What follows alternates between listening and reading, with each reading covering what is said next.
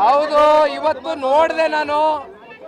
ಪಾಪ ನಮ್ಮ ಬಿಡದಿ ಭಾಗದಲ್ಲಿ GBIT greater Bengaluru integrated township project ಮಾಡಕ್ಕೆ ಹೊರಟಿದಾರಲ್ಲ, ಇಷ್ಟೆಲ್ಲ ಮೊನ್ನೆ ಕುಮಾರಣ್ಣ ಅವರು ಕೂತ್ಕೊಂಡು ಪ್ರೆಸ್ ಅಡ್ರೆಸ್ ಮಾಡಿ, ದೇವೇಗೌಡರು ಸಾಹೇಬರು ಪ್ರೆಸ್ ಅಡ್ರೆಸ್ ಮಾಡಿದ ಮೇಲೆ ಒಳಗಡೆ ಈಗ ತಳಮಳ ಶುರುವಾಗಿ ಇವತ್ತು ಒಂದು 30 ಜನವೋ 40 ಜನವೋ ರೈತ ಮುಖಂಡರು ಅಂತ ಕರೆಸಿದ್ರಲ್ಲ ಸರ್. ಡೆಲ್ಲಿ ನಮ್ಮ ಬೆಂಗಳೂರಲ್ಲಿ ನೋಡಿದ್ರ ಅವ್ರ ಕಚೇರಿಲಿ ರೈತ ಮುಖಂಡ್ರ ಮುಖವ ಅದು ರೈತ ಥರ ಕಂಡ್ರ ಅವರು.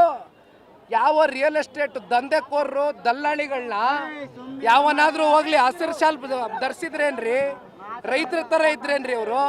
ಕಾಂಗ್ರೆಸ್ನ ಮುಖಂಡರನ್ನೇ ಕೂರಿಸ್ಕೊಂಡು ಯಾವ ದಲ್ಲಾಳಿಗಳು, ಕಮಿಷನ್ ಏಜೆಂಟ್ಗಳು, ರಿಯಲ್ ಎಸ್ಟೇಟ್ ಬ್ರೋಕರ್ಗಳನ್ನ ಕರೆದು ಕಾಟಾಚಾರಕ್ಕೆ ಅವ್ರ ಅಭಿಪ್ರಾಯ ಸಂಗ್ರಹಣೆ ಮಾಡ್ತೀವಿ ಅಂತ ಸಭೆ ಕರೆದು ಏನು ಮಾಡಕ್ಕೆ ಹೊರಟಿದ್ದಾರೆ ಶಿವಕುಮಾರ್ ಅವರು? 80% ಜನ ರೈತರು ಒಪ್ಕೊಬಿಟ್ಟವ್ರಂತೆ ಲ್ಯಾಂಡ್ ಅಕ್ವಿಸಿಷನ್ಗೆ. ಏನು ಬಂದಿದ್ಯೇನಪ್ಪ ಸಾಹೇಬ, ಮೈಕೈ ಒದರ್ಕೊಂಡು ಕೆಳಗಡೆ ಇಳಿದ್ ಬಾ. ಸಣ್ಣ ರೈತರ ಕತೆ ಏನಾಗಿದೆ? 10 ಗುಂಟೆ 15 ಗುಂಟೆ 20 ಗುಂಟೆ ಜಮೀನನ್ನು ಇಟ್ಕೊಂಡು ಹೈನುಗಾರಿಕೆ ಮಾಡ್ಕೊಂಡು ಕೊನೆಗೆ ಗೌರವಿತವಾಗಾದ್ರೂ ಹಸುನೋ ಕುರಿನೋ ಮೇಕೆನೋ ಸಾಕೊಂಡು ಜನ ಅಲ್ಲಿರ್ತಕ್ಕಂಥ ಸಣ್ಣ ರೈತರು ಬದುಕ್ತಾವ್ರೆ. ಅವ್ರ ಹೊಟ್ಟೆಗೆ ಕನ್ನ ಹಾಕೋದು ಬೇಡ.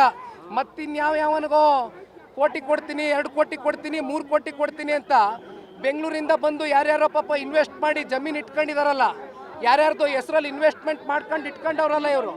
ರಿಯಲ್ ಎಸ್ಟೇಟ್ ದಂಧೆಕೋರರಿಗೆ ಅನುಕೂಲ ಮಾಡ್ಕೊಡಕ್ಕೇನ್ರಿ ಇದು? 80% ಜನ ಒಪ್ಕೊಬಿಟ್ಟವ್ರ? ಇವರೇ ಕೂತ್ಕೊ ತೀರ್ಮಾನ ಮಾಡಿಬಿಟ್ರಾ? ಹೋಗಿ ಏನಾದರೂ ನೀವು ಪರಿಶೀಲನೆ ಮಾಡಿದ್ದೀರಾ? ಅಧಿಕಾರಿಗಳೇನಾದರೂ ಹೋಗಿ ಆ ಹಳ್ಳಿಗಳಲ್ಲಿ ಏನಾದರೂ ಸಭೆಗಳು ಕಂಡಕ್ಟ್ ಮಾಡಿದಾರಾ?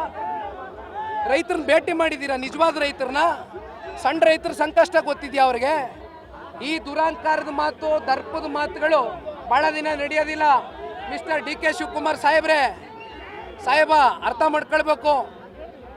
ನನ್ನ ಸ್ಟೇಟಸ್ ಬಗ್ಗೆ ಪ್ರಶ್ನೆ ಮಾಡ್ತಕ್ಕಂಥದ್ದು ಬೇಡ. ಅಧಿಕಾರ ಯಾವನಿಗೂ ಶಾಶ್ವತ ಅಲ್ಲ. 28ಕ್ಕೆ ಮಾಜಿ ಆಗ್ತಾರೆ ಮಿಸ್ಟರ್ DK ಶಿವಕುಮಾರ್, ತಲೆಯಲ್ಲಿ ಅರಿವಿರಲಿ.